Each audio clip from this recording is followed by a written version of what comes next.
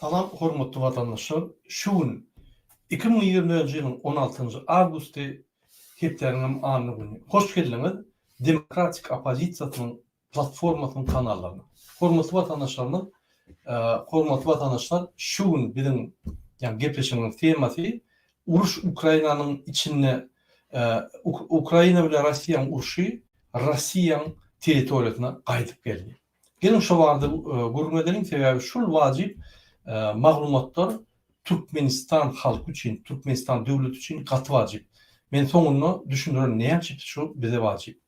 Yine Ukrayna'nın yararlı güçleri Rusya Federasyası'nın Kursk oblastında hareket eden meydanını arttırmayı ve teyade ilat yerleri öz üstüne almayı devam ediyor. Yani basıp almayı devam ediyor. Gelin ben size bir neçe video okuyayım ve şu yerde her videonu analiz edip gıysa seyredelim. Şu Ukrayna'nın Russiyan territoriyasına girip velayetlerini ve etraflarını basıp almanın videoları katıptır internette. Özüm görseniz bolyandır. Yöne men bir neçesini okuyayım. Türkmenistan'ın içindeki vatandaşlarımız hiç şeyli maglumatlar bolmadan soň yani şuraya maglumatları iyiliği derli teyret bilmeyen soň men şonu yani cemlep görkezeyim. Gelin de birinci videoyu seyredelim hormatly vatandaşlar. Indi şu yerde şu yerde Ünseryan bolsanız yine РБК Украина ya da ВСУ продолжает операцию в Курской области карта боевых действий. Yani Ukrayna'nın harbi güçleri Russiyan territoriyasında öz hareketlerini devam ediyor ve karta ütköyer. Yani basıp alyan meydanları ütköyer. Misal için dünkü günde 1000 kvadrat kilometre olsa bugün eğen 1150 kvadrat kilometre. Günne yankı bulur alkı botuyorlar ve şu vakitte hada şular alın yerlerine yankı qorunuş guralları bilen qorunuş yankı yerlerini qurkut botuyorlar. Ertir günne Rusya atak etse yankı çotsa qorap biler yani. Şu günne şu Ukrayna territoriyası Russiyan territoriyasına gelen Ukrayna güçlerinin takminen 8000'den 30 çelli aydılya doğru bir hasabı yok. Yine şu avatta bir belli da eğer de Rusya şu güçlere karşı görüşecek olsa onun adam şöyle yani Russiyan territoriyasına girelim olsa onu 3-4 destek güç karşısına koymalı bolyar. Yani 30-40 bin sallat koymalı bolyar. Şunka Rusya ne mi diyor? Şunka onu sroçlikler değil ya da 2 yıllık kulluk edenler, profesyonel değil adamları öne sürüyor. Onun geldiğince Ukrayna'nın Amerikan yaraları olan son katı yani belli bir noktada utbilen yaraları olan son şu kömök eden güçleri eyyem şu geliş yolunu yakya, öldürüye, bitirmediye. Şeyde Ukrayna önünü korap bile Russiyan territoriyasına. Şu hadiseler bir heplerinin meri köp saat ütkötti. Russiyan kardinalno utup başlarını korkuyordu. Russiyan Putin'in başlap hemmeti yankı gepleşip gözlüye Ukrayna bilen ve parahatçılığı yankı parahatçılık kontraktlarına, şetnavalarına bol çekecek oluyor. Yönü şunkunne Russiyan bir konstitusyon anomaliyası var. O demek ne mi? Rusya basılan yerleri Donetsk, Lugansk, Kherson, Krimyal yerleri konstitusiyanın içine salıp bizim teritoriyamız deyip belirledi. İndi şunu vermeli olsa onu öz konstitusiyasını yani ütkötmeli bolyar. İndi sonku çıkışında Putin'in şunun bir hepde ön çıkışında hem mesallatlar Donetsk, Lugansk, Kherson yani velayetlerden çıkmalı ve şu yerde şu bizim teritoriyamıza vermeli. Onunla men şu undurut diyen deyip yani utulsa da utuluş stratejiyasını yani utuş stratejiyasına diye. Bu olsa bir samsıklık mena şeyle fikir ediyen ki siyasatta bediren o bu bir ne desem ki qoşukluk sebebi sen realni yaşamak, realni politikadan o, realni yadayda sen nemi diyen bilen o. Putin 2 yıl devamında her vakt gepleşip yani pergovor torak geliyor. Ukrayna başta soruyordu, o zaman burada da düştü. Putin bu bir bandit terörist. Bunun hiç gepleşikler geçirmediler. Hem sözünü yani ýylyna duran ok, alya, her gepine şoň içine bütün dünya Ukraina Russiýanyň kimdigini, Putiniň kimdigini tanatdy. Ananyň Russiýanyň grajdany ya hökümetiň Rossiýa hökümetiniň grajdanlary ýa-ki adamlar bir ýa barsa olaň awry ýok. Onam Russiýanyň halky kän günäsi ýok, şo Putiniň bandit hökümeti ine şurýaly ýagdaýy döretdi. Gelin bir kiçik videolar seyredelim. Men size görkezeýin, maglumatlar bereyim. Ine şu ýerde şu ýa-ki Ukrainaň media serişlerine aýdylýar, eýýam 1150 kvadrat metr basyp aldy. Ýa-da 82 ýa-ki şäherleri, kiçik şäherleri owalar basyp aldy diýip, ýa-ki Ukraina basyp aldy diýip aýdýar. Egerde siz TikTok'taky videolar seyretseňiz, Russiýanyň halky Ukrainaň goşunlaryna karşı çykan ok. Şu basyp alan ýerlerde gaýtyp nahar bilen, gül bilen şadýan garşy alýarlarda bizem ýadadyk şulardan diýip gönaýdýarlar. Şul hadiseler Türkmenistanyň hadiselerini meňdeş. Türkmenistanyň içinde etraf barsan, ay bizem şulardan ata ulan basyrlyk ýadadyk diýip aýdýarlar. Ine vatandaşlar, gelin inniki informasyony seriştir kanalyna seyredin. Ine BBC Russka служба ýadýar. Rossiýa durup bilermi Ukrainany şo Kursk vilayatyny, Kursk şäherini halat edip bilermi diýip ýadýar. Şu ýerde analiz berilýär, ýazylýar.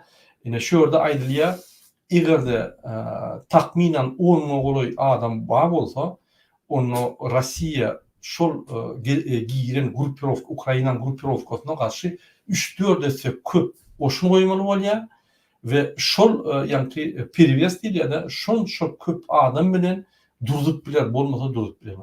Ne şoň üçin Rossiýa Harkov tarapdaky öz goşunlaryny Severden bir ýa-ni brigadany ýoşulan 70-80 000 adam çekip başlady Rossiýanyň içine tebe adam ýetenok. Egerde ünsürip seyrediyen bolsaňyz, men şu ýylarlap gelýärler, Rossiýanyň elit goşunlary, ýagny desant, spetsnaz we şurýaly elit goşunlary uruşyň birinji kaýnyna wepat boldy. Hemmesi wepat boldy. Indi olýaly reaktiv, aktiv, tir ýa-ki ýürüşler edip bilýän goşunlar ýok. Kontrakt boýunça alýan adamlary türkmenlerdäki ýa-da pulunu gaýdanlar, olardan bir söwüşçi adam bolmaz. Olar ýöne misnoy batalyon diýär, etli batalyon, şol et ýalgyn ýalar, şu adam sany bilen uçak goýarlar, professionalizm diýen adam sany bilen. Ýöne olaň garşysynda gowy ekipirovka edilen Ukraina goşunlary yaralar güýçli we enjamlar güýçli we okuwlar güýçli. Rossiýa bilen Ukraina arasynda görüşüň arasynda tapawut Rossiýadaky adamlar giýjegini görüşmeli bolýarlar. Ýöne Ukraina tarapdaky adamlar kontraktda hepde 4 gün görüşýär, 3 gün diňjali ýa-da bir hepde görüşýär, bir hepde diňjali. Şeýde güýçlük gelýärler, sveji ýa-ki täze güýçlük bilen gelýärler. Şoň üçin Ukraina gaty ýa-ki ýiti hereket edýär we şu kunna Ukraina dünýäde ikinji armiýa dönýär. Gelin seyredelim küçük videolara ve karta. Yine kartanı göstereyim, ünsürüm. Yine Ukrayna'nın teritoriyası şu, ünsürüm. Yine şu orada Kursk. Yine şu Kursk'un yanına bardılar. Şeyle Belgrad Kursk'un yanına bardılar. 84 tane ovan karşı alıp yine eğer köpetsem yine Moskva'da daştayan. Moskva'da yine Moskva'nın aşağına Ukrayna'nın Rossiýanyň ara çäginde. Bu bir gaty güýç strategik ýardym Ukraina üçin we urşun täzeden bir norma we täzeden bir uğra giýiren üçin. Ünsürüm. Ine şu ýerde urşlar gelip durýar, ine Sumudan ine Ukraina goşunlary göne giýirip şöyle suw jany basyp alýarlar we Kurska gelirler. Yani deneden gelirler. Näme utoraşulmuş? Bilemdok ýöne eýýän Ukrainanyň gadanan daatlar var. Birinji bütün dünýä tanatdy. Ýene bir gezek Rossiýanyň hiç güýji ýok. Muňdaşyndan Ukraina günne giýje 3-4 sany aeroportları bombalaya. Rossiýanyň içindäki 3-4 sany fabrikler, yani zavodlar, kompleksler bombalaya. İnni nevit pardon petrolum yani Rusya'da gıt bolup başladı. Ve önkü samolyot güçleri katıp etildi. AV güçleri katıp etildi. Eyyem yani Beyardaki Karadeniz'in yanındaki Simferopol, şu Kırım'ın yanındaki hem Военно-морской flot ya da yani harbi deniz güçlerine 30%'ını yok etti. Kalanı sebebi Ukrayna özünün bespilotny torpedalarını ulanıya, bespilotny samolyotlar ulanıya, onu PVO'su yani asmanı koruyan neme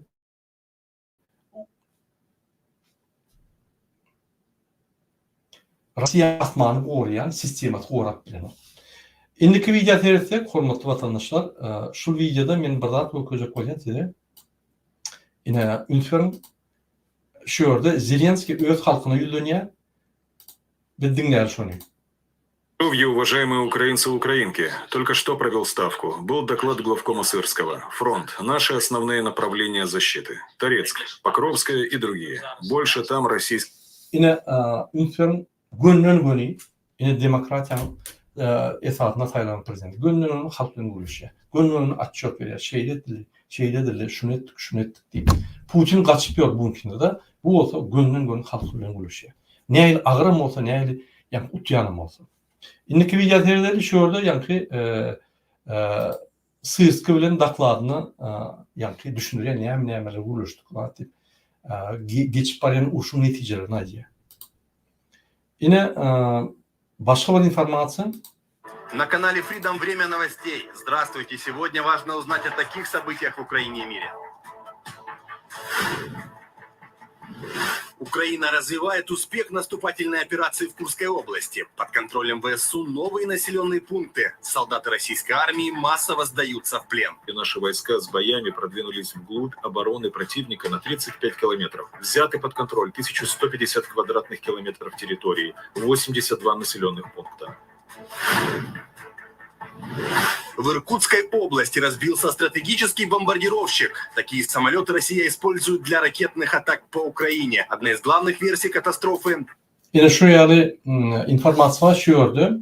Yani kaydıya 82 tane oğru basvalını 1150 kvadrat kilometre yerler Rusya'nın basvalını. Yani şu basvalının yerlerden Ukrayna gidecek öyle abaronu dikip yani Rusya ile gitleşikleri giyinleşmek için ya da önkü Ukrayna yerler şu Kuban, Kurs yerler önkü Sovyet dönemeka Ukrayna'nın yerleri şunu basvalya men gen gördüm şunu idarlap ettim hatta şöyle yaşayacağım Ukraynaca oluyor.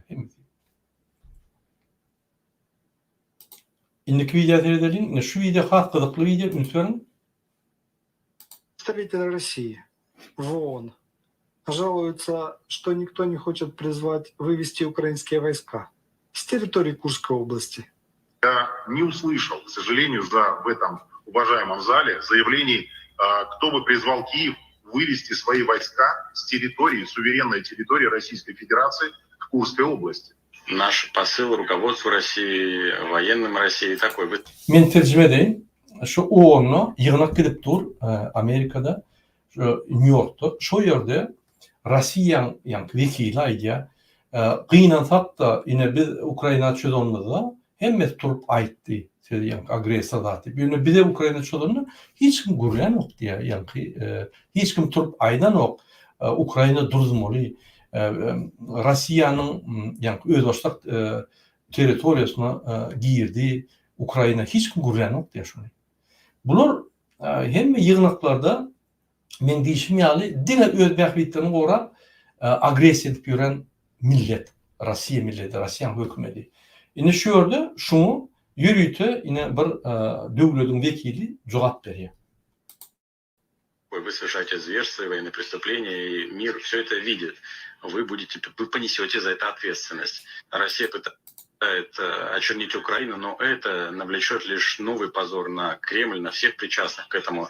Мы все знаем правду о том, что происходит в России и в Украине. Как Соединенные Штаты уже заявляли, Кремль должен остановить свою агрессивную войну против Украины, прекратить использовать Совет Безопасности, чтобы скрыть правду о тех разрушениях, которые Москва наносит в рамках своих действий. Это еще... Bu näme diýem? Ýani adamlary bütün dünýäni allaman betedin. Russiýan kimdigini, Ukrainan kimdigini bilýär. Russiýa agresor. Siz военный преступление, ýagny uruş jinayetleri edýäňiz. Siz adamlary öldürýäňiz. Siz jinayetçi diýär. Häzir şu ýerde Sovet Bizapasty, ýani hopsuzluk geňeşini adamlar oýnap, allap ýörmäň. Sizin ýüzüňiz belli diýip, bu bir maskarada, sizin aýdýanyňyz bir maskara, utanma şonu aýdýanyňyz diýip, ine bir döwletiň wekili ýüzüne urýar Russiýa.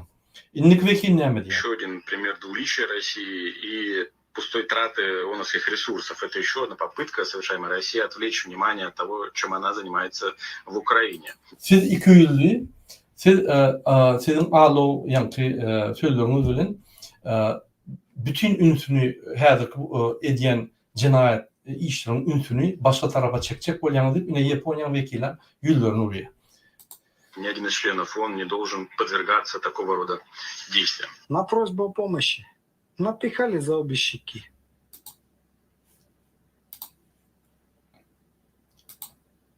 Men terjime edýän käbir wagtda 100% edilemek ýöne maliýetini dogry berýändir.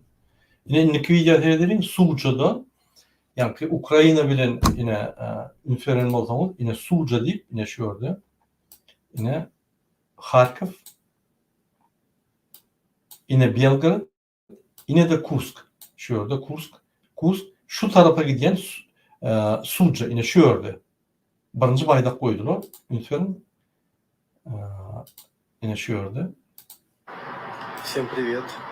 Сложно в это, конечно, поверить, но Суджа, август месяц, 14 число.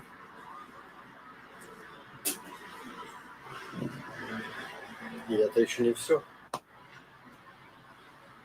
Пойдем посмотрим, что происходит. Ünsüren ine Amazon'dan ya bir yerden harita alanda şurayalı yankı yürütü kofra diýil ýa-da yankı seyfler var. Şöyle kod bilen açıp yani haritalar atýan. Eýem şu ýerde Ukrain diline ýazylýar. Eýem şol ATB diýen Ukrain magazynyna barsan Ukrain haritalar eýem dogry. Şurayalı halky özgörşükleri taýar, halky bir öz hökümetiniň bidar bolup Ukraina bolsa kimem gelse şonu gollap Ukrainlar bunu kösen oklar. Dene Ukrainlar hükümete karşı görüşür, halka karşı görüşür. Şunu bilir ya, halkam arkın gedip ýör. Ol Russiýa çolanyna bu çylýa irpeýine baryp o ýerde ýaş 4 ýaşly gyzlary zorlap, 12 ýaşly gyzlary zorlap, ejeleriniň kakylaryny ýanyna öldürüp, ejelerini zorlap, çalyny ýanyna öldürüp, orýaly işlerini bütün dünýä belli boldy. Ýöne Ukraina gelýär, dine territoriýany alýar, şu ýerde hökümet goýýar we halk bilen işläp başlaýar. Halka da düşünürýär, ýani biz size gorman berdik, şu diktator rejiminden size gorman berdik diýip aýdýar. И это еще не...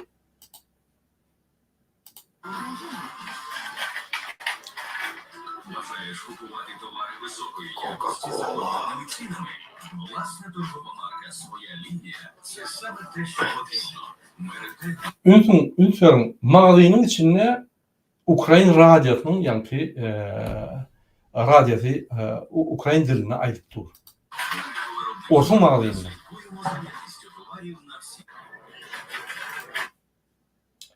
Inniki video ünsürtersek vatandaşlar ne şu ýerde näçe kömek gelýänini Ukraina we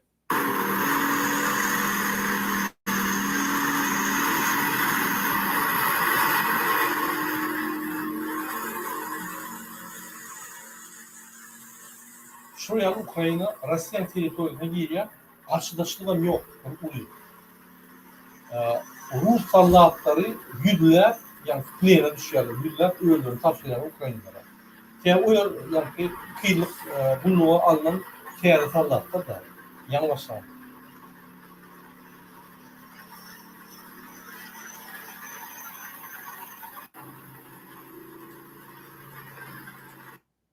İndiki video seyredelim hürmetli vatandaşlar. Каждому лучшее верится, катится, голубой Unutmayalım şu tanklar Germanya'dan geliyor. Öylem Abrams'lar, öylem İng, sonku modeller diytemem oluyor. Bu üç tanklar geliyor. Şu tanklar Rusya'nın teritoriyasına Rusya'ya soruyor. Bu bir paradoks. Eğer de Rusya'nın tankları, yani Sovyet Sovyet'in tankları, Germanya'da faşizme karşı uğraşan motoru inni faşizmi bolun devlet demokrasiya bol faşizmi utup faşizmi öz içine alan yine NKVD devleti yani FSB devleti Rusya şuna karşı yine Abrams tankları geliyor.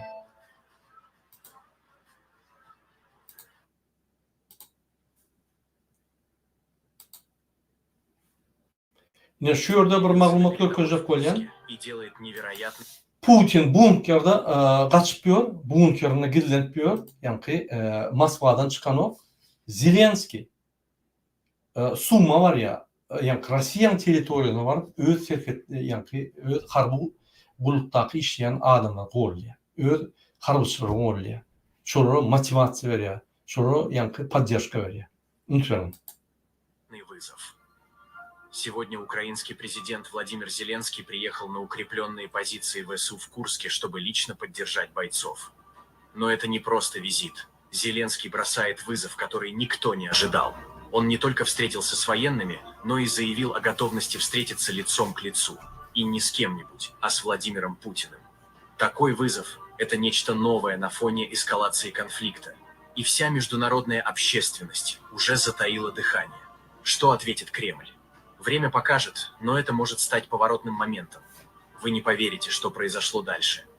Из-за ограничений продолжение опубликовано в нашем Telegram. Unutmayalım hürmetli vatandaşlar. Eğer unutmayarsanız yine Putin, Alfa Samet, dünyada en güçlü adam diye propaganda diyordu.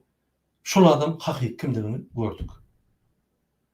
Zelenski şu fronta var ya, uruş gidip yören yere, Rusya'nın teritoriyasına varıp, men Putin'e karışan ya. Şuraya hareketler, kahramançılık yolbaşı olup varıp şöyle, yani uruş meydançatına varıp, hemen şöyle diyeyim. Putin şuraya devletin prezidenti olup birlenmiyor, bunkerde bu olsa var ya.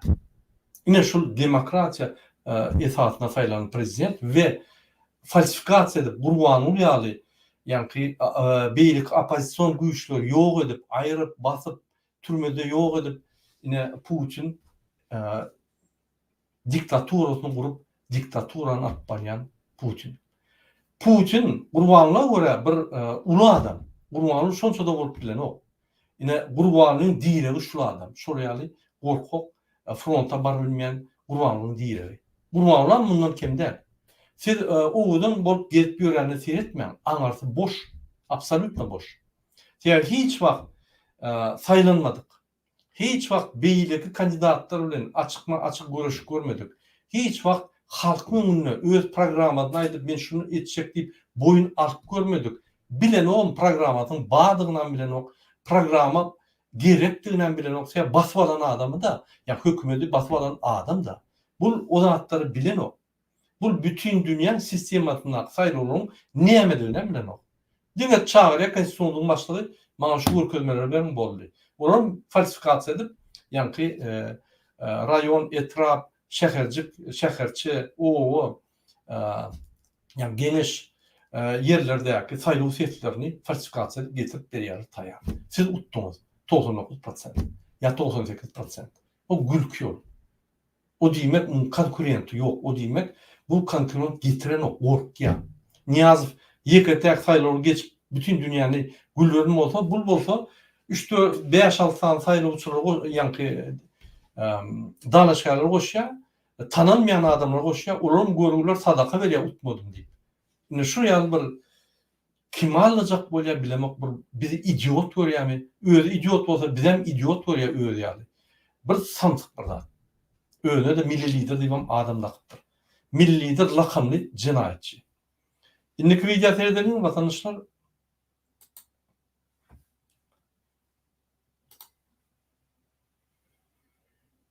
Şu video ün süren seyredin, hormatly vatandaşlar, seyredin. 14-nji ýylda ine Rus Zilony Человечки, ýa-ni Krym basyp alan adamlar ün süren. Ine Ukrainis elini berýär. Gaçanok elini berýär. Ine men diýip gelin, ýa-ni parahatçylyk bilen çögediň zatlary. Bular bolsa, buların znaklaramy ýok. Bunun kimdiginen belli däl. Belli Rusdur. Ýöne şonu gidilip zat edip avtomatly zatly şu yararsız adamy, ýa-ni mezbur etdiler.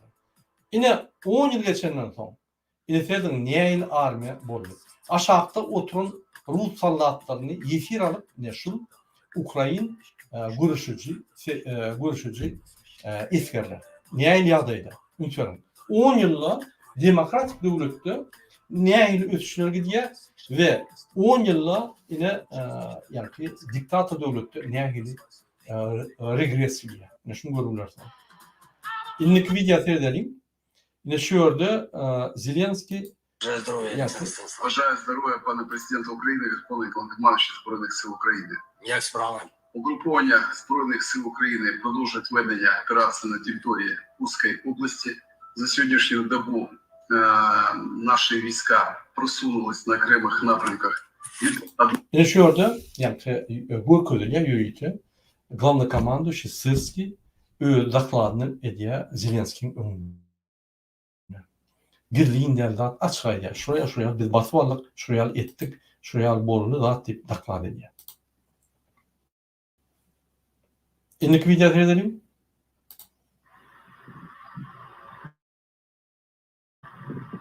Şuraya alıp yine baran yerlerine Oğuz'a verdim yokurduğundan baydağı ayrıyalardı. Yani Ukrayna baydağını oynayalım. Şöyle Ahmat Spetsnaz, Ahmat yani elit hemme podrazdeleniýan gaçyp gitdi. Durulmady Ukrainanyň öňüne, durulmady. Ukraina çolanyny ýöne sallatlar diýen yani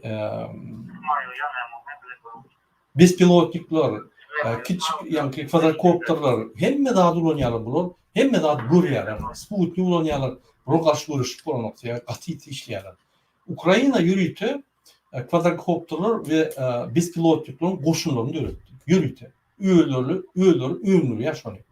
Ön 150 tane bir günü öndürýän bolsa häzir 170 bir günü öndürýän bespilotnikler, yani küçük bespilotnikler uly.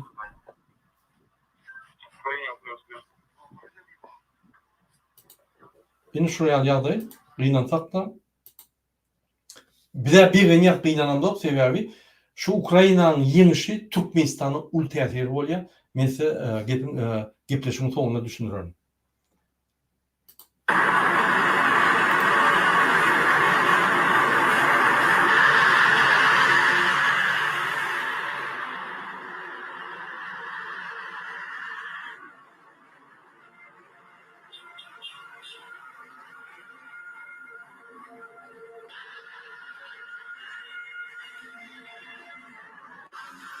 Ünsörün olsanız yine Ukrayna'nın boşluğunu iyiydi, abaronlarını tayarlap, bular bir günlük gelmedi. Yani gelip o zaman yine gidecek olup duranok, bular gelip şol velayetleri, yani alan yerlerini ya da çarşalar Kherson, Donetsk, Lugansk soyunca ya da şol yani doğru haçan uruş olsa sen basıp alsan şu tenk oluyor. Yani şuraya Ukrayna çözmedi, Rusya çözmedi, bular yani uruşu Russiyan territoriýasyna getirip şoň territoriýasyny aldylar. Mümkin şo territoriýalar gelecekde Ukrayna geçer. Oň bellisi ýok.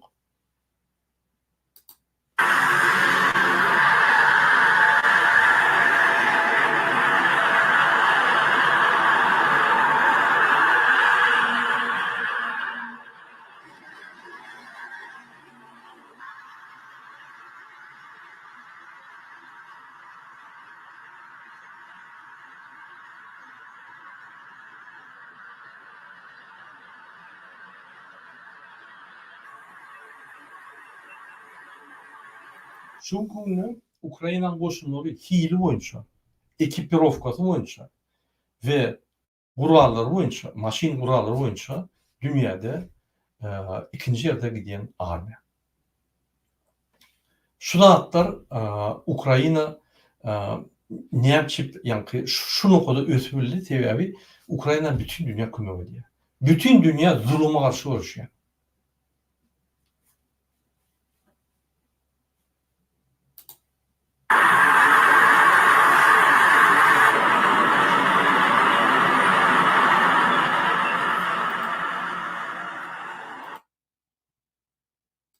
Endiki video söyledim.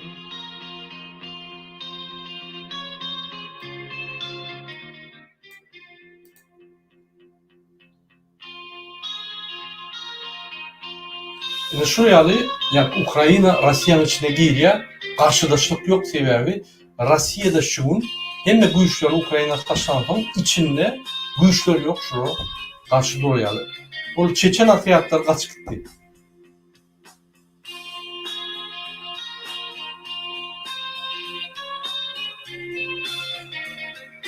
Ben videoda gördüm tankların batalyon taşlak diyor Ruslar.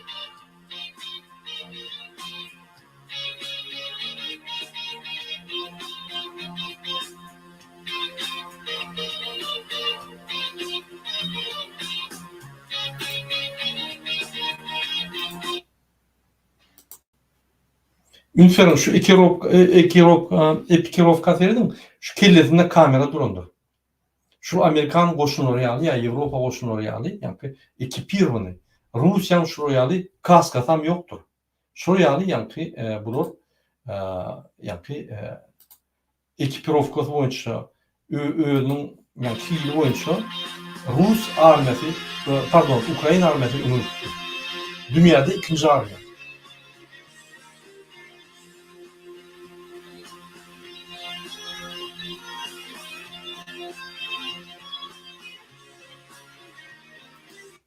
Ben Nemçip dünyada ikinci armiya diyen sebebi Avrupa'da şuraya armiya yok.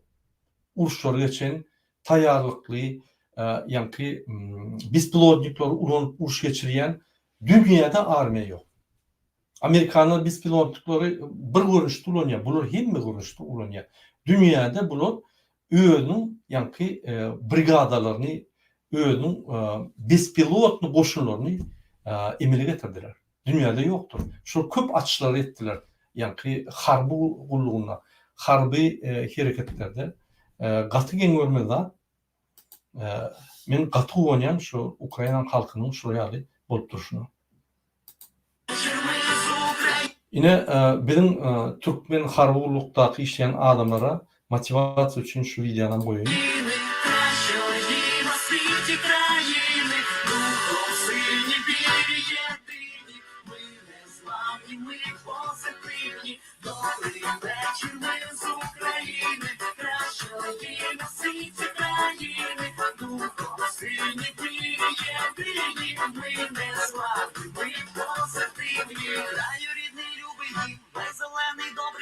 Наші ріки і моря, колосяться тут поля, рідні землі наших сем, гордяться цими несем, для щасливого буття.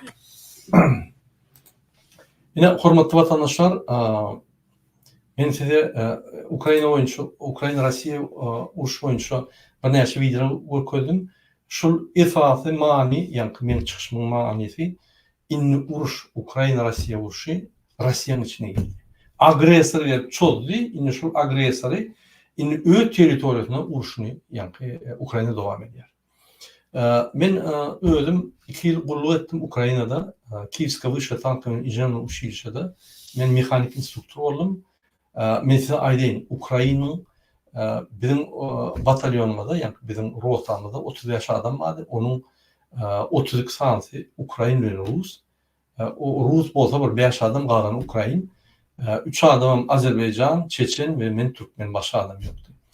Yani şu yerde ben ünitördüm Ukraynalar katı yani mekanika, katı bir yani teknika katı öktü. Bu yani okul butonlar gelenler yan tankları becerip daha da katı çalt yağdaydı yani ös yaraşlar. Uçta da şu öğeleri bir topar dağıtları düzüne girip edip teyadatlar edip şuraya görüşüyorlar. Buraya karşı görüşmek katıkın. Yine berekeller diyen Ukrayna halkına yine demokrasiya yenin devleti ötüş nähili diye harulunu ötüş nähili diye durmuşdu. Şu Rossiya girmedik olsa Ukraina üst giderdi. Rossiyany ot geçerdi. Bir topar yankı ulumlardan. Hurmatly vatandaşlar, yine men indi başka bir maglumat köpürjek bolýan. Yine Azatlyk radiosu aýdýa Raşid Meredov 14 awgustda Türkiýe barıp bizim yankı çiğ malımızı, bizim bağlıklarımızı satıp yankı Türkiye hödürlep şu yerde şertnama tayarlap şunu tatçak olup onun karşısında da bizim aktivistlerimizi ayık etmek, Türkmen halkını şu yerden alıp kaytmak uğurçu şertnamaya bağlaşıyor. Unutuyorum. Bizim çiğ malımız, bizim bağlıklarımızı bulur, bandit hükümeti satıp daşırdı. Şu yerde Türkmenlere batış eder yani. Erdoğan gözünü yumur yani kanunları dağıttıra ve Türkmen halkının hemen Türkmenistan'a haklarını seyretmeyen uğrudur yani yine şuraya şertnamaya bağlanıyor. Şuraya şertnamanın arkasında her vakit niye son şey diyedim ben havarıma kurbanılan şey diye bir sistema. Biz size şunu bereli, aradan bereli. Yöne şunu bir de her ayıracak bolýar, şunu yok olup bir de iwen biz özümüz, yani öz garaşlarımız bilen özümüz çözüşür diýip Erdoğan'ı ırýarlar.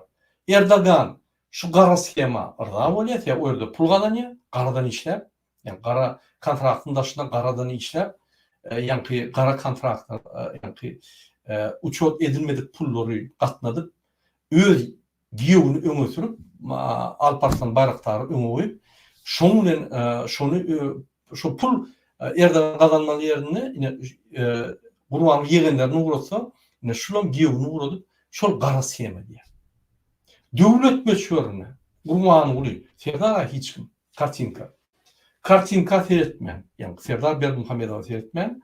Devlet meçhurine yine kurbanlı Berdimuhamedov Erdoğan bilen garadan işlep yani Ardahan haridimizi verip bizim haridimizi yani bizim çiğ malımızı bizim bağlıklarımız verip şunu yani birlikte devletin yollaştığını bize karşı görüştürüyor.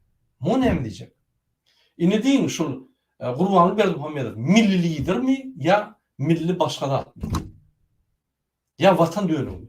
Öyle şuraya Rusya hem de satıp Rusya'nın bir yerine girip şu yerde oturdu. Şun diýiligi yıkıldı yani ben düşünürdüm. Rusya'nın hiç kim, Putin hiç kim öyle can sağlığını koruyabilse şükür ediyor. Şimdi bu ne diye? Barıp Erdoğan'ın aşağına gidiyor. Şuraya ne lazım deyin. Hiç vakt Dumprave'nin başlığı bolmalı adam. Bizim milli liderimiz olup, yani öz-özüne milli liderlik verip, öz oğlunu öňe koyup, bütün devleti basıp aldı. Hiç vakt Türkmenistan öňe gitmedi. Hiç vakt ötmedi. Bunlar çiğ mal devleti bolup kaldılar ve şonu yani dine çiğ malını satıp komersant ýaly devleti donandırýar.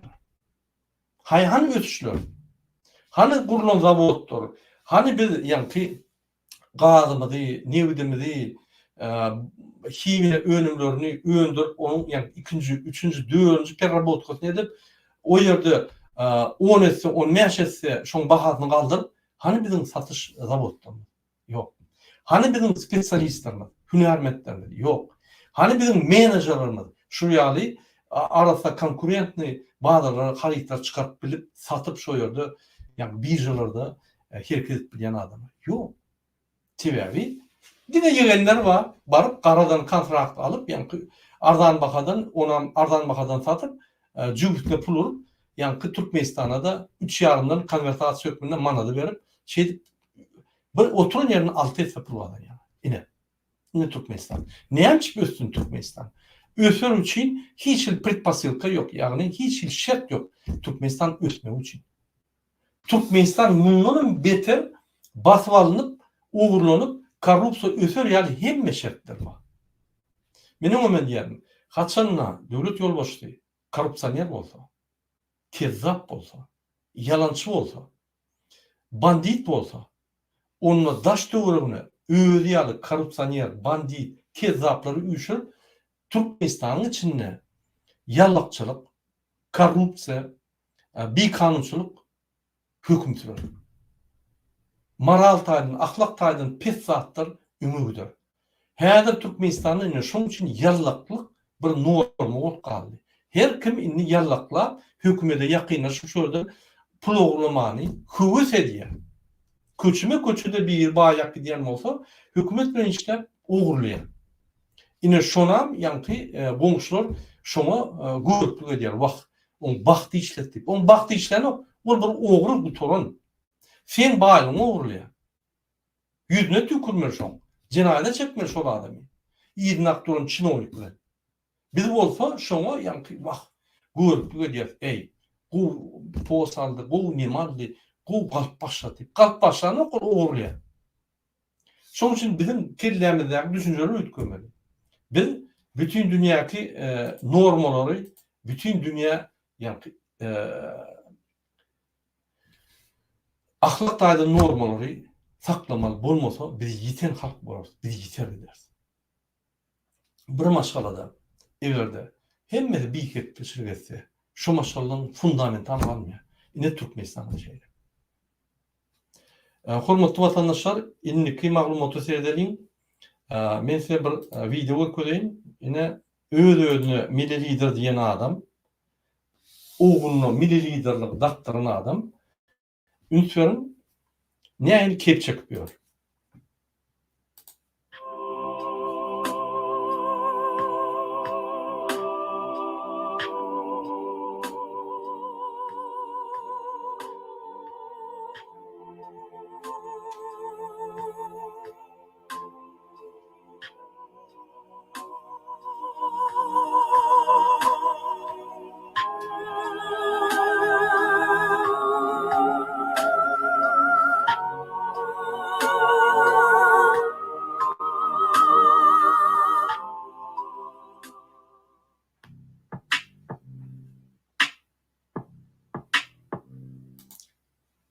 Vatandaşlar ünsörün kellesinden şapka, ünsörün kaskasına. Gızıldan çayılın.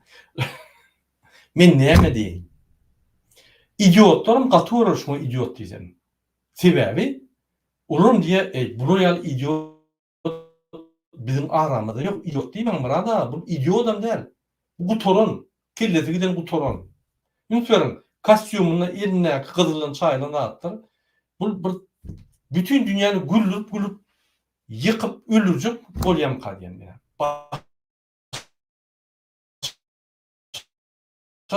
Diğer ýaly zat kalmadymy? Yarancı var. Ne bir samsyk bir zat diýsen, ama samsyklar gatyryn kalýan.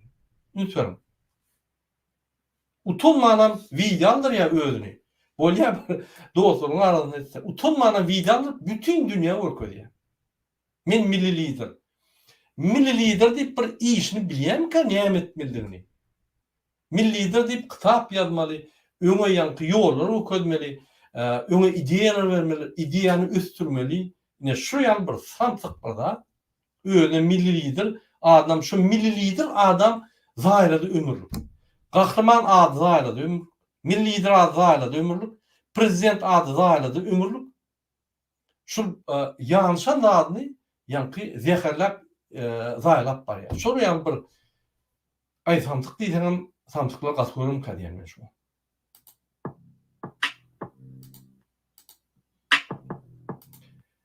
Maşynyň disklaryna serdim. Gızıldan çaýlyn, ýani gızıl reňkinde serdim. Balanyň gapdallaryna serdim.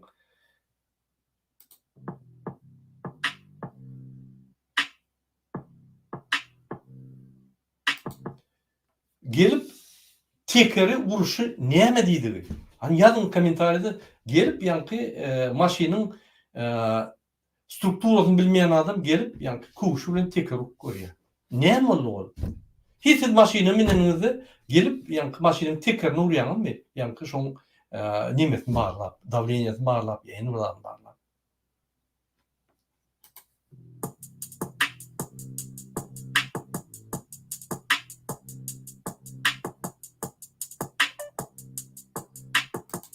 Ünsörün şu maşynyň bahasy 100 miňlerçe, mümkin milyonlarça bahasy var.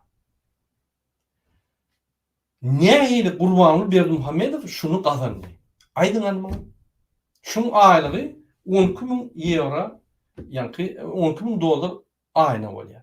Bir ýylda şu adam diyeti 144.000 dolar aylyk alýar. Şu maşynyň bahasy mümkin milyon, mümkin 700.000. Näin alýar şunu? Aýdynarmy? Şu maşyn ýeke tek maşyn näme şundan? Garajynda bir şuňa meňdeş 15-20 maşynlar bar. Hemmen jemläp görsem 30-40 milyona ýetýär. Nirden aldy şo pulları? Näme deklarasiýasy ýok? Hansaly tutulýy? Hani giran prokuror näme edýär? Näme şu adam şu maşynlar minýär? Prezident bolsa hemme deklarasiýasyny ortaga goýup halkyň öňünde meni şat ogurlamak diýmeli. Ogurdygy belli şu maşyndan belli ogurdygy.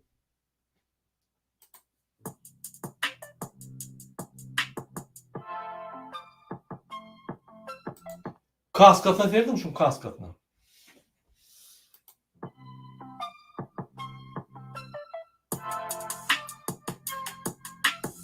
Yine şu zatlar bu köşe koyup yanımızda olsa Putin'in at çapıp, samolyot uçup, yani öğünü Alparslan yalı, Alfons yalı, yani gököjek oldu. Şunun Putin'in yolunun var ya. Biz şunu saklamasak, bunu bizi var ya bütün dünya maskara etti. Edibim geliyor. İnni men arkadağı zamanın arkadağı aktivistlerine diyeyim. Kim Türkmenistan maskara diye? Men çıkışımdaki yani maglumatlar mı? Ya şun bütün dünya koy veren videolar mı? Ya şun bütün dünya ömrünü ediyen bir hep hareketleri mi? Yanın komentariyada pingör ben.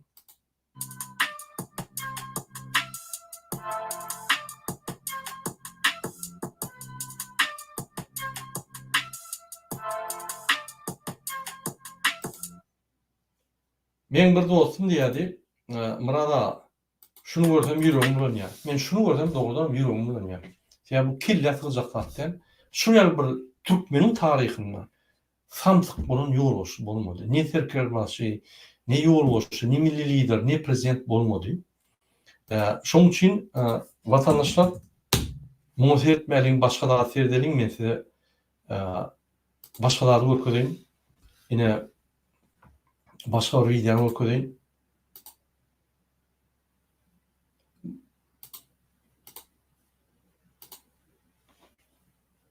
Başka bir videomu okuyayım. Yine bula özüne milli lider adını alan oğlunun tarafından milli liderliği verilen iki gedek kahraman bolan Raliçi. Barmış oraya dünyada iki gedek kahraman bolan Raliçi. Milli lider. Yoktur. Dine bizim idiot döwletini guran, idiot hökümetini guran idiot. Halkyň günäsi ýok. Halk pakir ýanky muňa öz anamyny bildirdi. Ýöne şu adam anamdan gaçmaga aňar dursun. Halky ağlap, gynap, öldürüp, türmeleri ýakyp, ýani baýlygyny ogurlap, başga döwletleri haş edip, şu Türkmen halkyny gyssaň, dinlemäň, haklaryny bozduğunda iyi veren Türkmenistan'ı men özüm işlerini öğrenip bizim baýlyklaryny sorup berip ardan bakadan şol etdirýär. Bu kim? Milli lider mi ya vatan döwünü mi? Ya halkyň düşmany mı? Ýalyn komentarda näme pikir edýär? Men de başga bir ýany okuyayım, hormatly vatandaşlar. Yine şu videoda başlaň. Şu videoda yine Türkiýeden gelen video. Ünsürtü sevdin şunu. Selamünaleyküm. Buyur ablacığım. Türkçe konuşuyor musunuz? Birkaç tane soru sorsam olur mu size? Türkmen mi? Она мигрантка из Туркменистана. У нее двое детей, старший и вот младший. У нее, в принципе, есть муж. Она здесь недалеко живет, проживает, снимает квартиру. Ей просто не хватает на жизнь, и ей приходится сидеть вот на таком проходном месте, где на самом-то деле немало проходят туристы, да, и просить милостыню. Сколько вот у нее денег в день условно могут дать? Kim tanıyor veriyor değil mi size? Она говорит, в принципе, говорит, в течение дня она много не зарабатывает, ну, я имею в виду, не получает милостыни, да, потому что не все дают, так как сегодня многие, в принципе, подозревают, что она этим занимается как, типа, работой, да, хотя на самом деле она действительно нуждается, и ей в основном дают те, кто ее действительно знает. Картон топлю, да? Муж у нее, короче, работает тем, что собирает картоны. Ну, по мусоркам они ездят, короче, с такими тележками. Вот. Да, мы там были. Без. Вот. А она говорит, ну, муж много не зарабатывает, и... Подожди, а почему она не пойдет работать на нормальную работу? Там, официанткой или что такое, продавцом? Ablacığım, son soru gidiyoruz, kusura bakmayın. Yani kaçak olarak o yüzden, değil mi? Она не может пойти поработать, так как у нее нет непосредственных документов. То есть она здесь находится нелегально. А нелегалов на работу не берут. Я обещал ей, что это будет последний вопрос. Yine hormatly vatandaşlar, Selamun aleyküm. Buyur abla. yankı raliçine gördünüz. Şu raliçi şul yankı Türkiye'de gidaçını edip veren ayağının milli lideri. Rali türmen, gırrıklap, öğünü, bütün dünya mazhar etmen, Türkmenistan mazhar etmen, hakiki milli lider bulunmasa, hakiki samtıkta idiot der bulunmasa, Türkiye'de halkını öğüdü gidip, köçümü aylanıp, yığınap alardı. Şuraya bifet ve utançsız, öğüd yankı uğrunu yitiren milli lider bize gerek. Vatandaşlar, men keyfini size görkemedim Rusya'nın yadayını. Şul kezavın, idiotun, samsın diregi Putin'di. Dibe şul idiotun da bütün Merkezi Asya prezidentlerinin ve kurulan diktatör sistemanın, yani Asya'daki, Merkezi Asya'daki kurulan diktatör sistemanın diregi Putin'di. Yadınızda olsa men şul 4-5 ay bundan aytdım. Äpişke mümkünçülükleri ulup başladı. Häzir şol ahirki yani netijesine yetdi. Biz şol äpişke mümkünçülüklerini peýdalanmasak, şol adam Rusya yıkılan soň Erdoğan'ın aşağına girip gidiýär bolýan tohum bilen biz bunu onun aşağına çıkarıp bilemdik. Şoň üçin hemme kim inni pikir etmeli. Şu neçelli Türkmen soňky 100 ýyllykda Türkmen halkynyň azatlygy bolmady. Garşylyk hem bolmady. Bizi Ruslar basyp aldy. Şo Rusyň ýanky tansyna, aýdymna böküp şoň siýasatyny edip başladyk. Onsoň Niyazow geldi, gördü Ruslar öz çekildi. Gel ýanky öz döwletini kurup, öz üçin Türkmen başga şäherni kurup, diňe öz ýanky şekiller goýup pemerde pullar oglap başlady. Başka adam hiç kim dine Niyazow. Niyazow atamyzdan, hudaýymyzdan, başymyzdan, kelle başymyzdan hemme adam. Diýmek biz garaşly şol adama. Biz garaşlygymyz ýok. On agdyna garaşlyk, on garaşlygy ýöne halkyň, Türkmen ýylnyň, Türkmen halkynyň garaşlygy ýok. Şoň üçin hormatly vatandaşlar, biz garaşlygymyzy almaly. Häzir wagt geldi. Hakiki garaşlyk. Siz dokumenta seyretmeň. Men ýalnızca Kizzap Raşid Miredow görkezdim. Raşid Miredow şu Putin bilen Lavrowyň arasyndaky adam Türkmenistany kontrol edýän adam. Indi şol adam uluran taşlap günü gelip Erdoğan'ın aşağına gidip başlady. Şol adam indi Türkmenistanyň çyg malyny Erdoğan'a satyp, ýani ardan bakadan Türkmen halkyna batışlar eder ýaletdi. Öňe Rossiya bular boýnyp Rossiýany bir zat bolsa öz rejimini goraýaly diýdi, inni bolsa Türkiýe.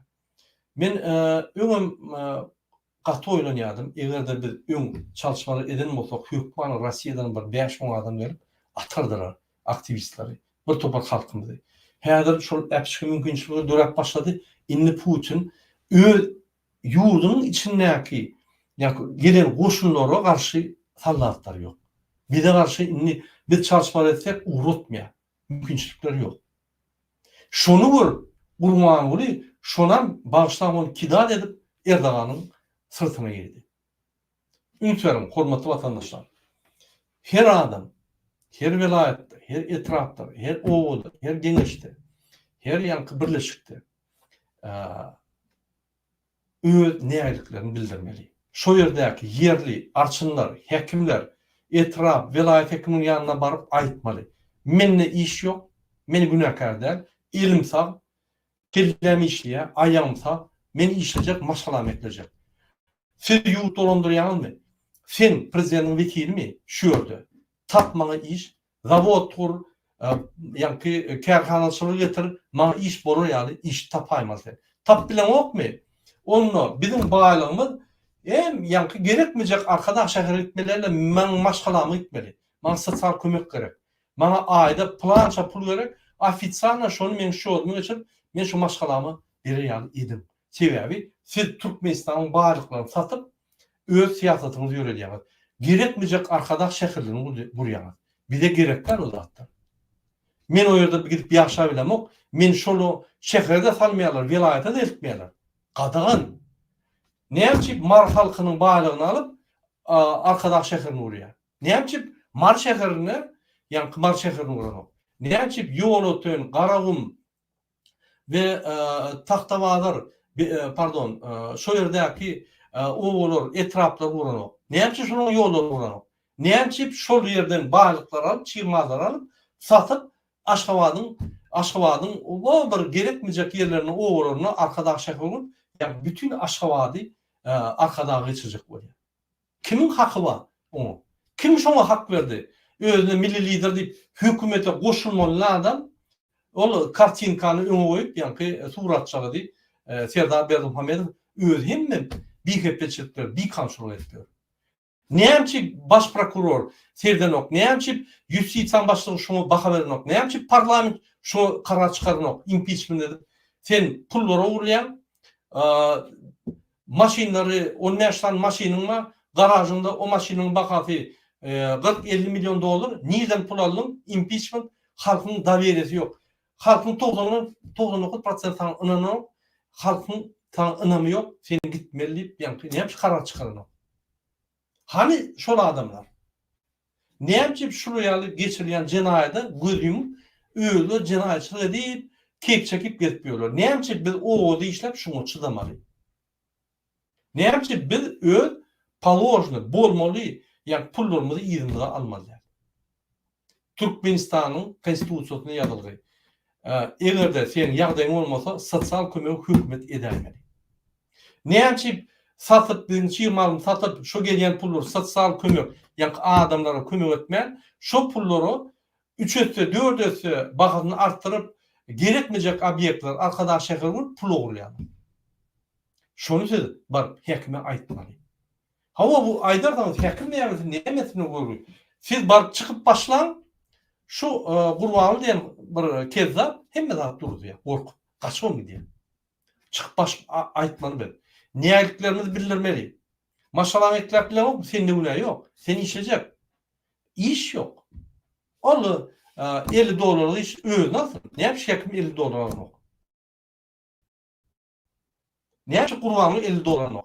Ne yapıp Gurbany 10.000 dolardan gowrak pul alýar aýna. Ne yapıp Serdar Berdimuhammedow 10.000 dolardan gowrak aýlygy bar. Ne yapıp biz 50 dolara işlemeli. 50 dolara ýaşap bolýarmy? Ýok. Minimum 250-300 dolar bolmasa ýaşap bolmak. Diýmek biz 300 dolardan aşak aýly almalyar. Şol aýlyk bolmasa onda bize şol aýlykly iş tap bermeli diýmeli. Maşgalamy eklep bilemok diýmeli. Ine şu nägelikleri hökman her adam bar hekimliklere aýtmaly. Men Türkmenistanyň içindäki adamlara aýdýan. Daşyndan gelip bize bir kömek eder diýip özüňizi arzulap ýöremäň. Hiç kim kömek etmez. Gelmeli. Siz galyp başlamaly. Siz o ýerde bir ýerde nägeliklerini bildirip başladyňyz biz barýar. Kim şo ýerde baý bolsa, gahrman bolsa garaşsyn, biz barýar. Öňümizde çykyp biljegen çykyn, biz barýar. Şoň üçin vatandaşlar, garaşsylygyň wagty geldi. Garaşsyz bolsaň, sen ýaşap bilersiň, özüp bilersiň, çağryň durmuşy, geljek hemme zat bar. Döşüň açyp gidersiň. Hökümet seni gorar dur. Şonu etmesek bizde alaç yok. Ine men size görkezdim. Rossiya bir ulluwly, çyýmal köp döwlet näil ýagdaýda sansa düşüp, bütün dünýäde masgara bolup, ýa-ni öz-özüni eklebilen ok. Ve bu tarafta Ukraina. ondan 4 есе pes döwlet, 4 есе halky pes döwlet takminan.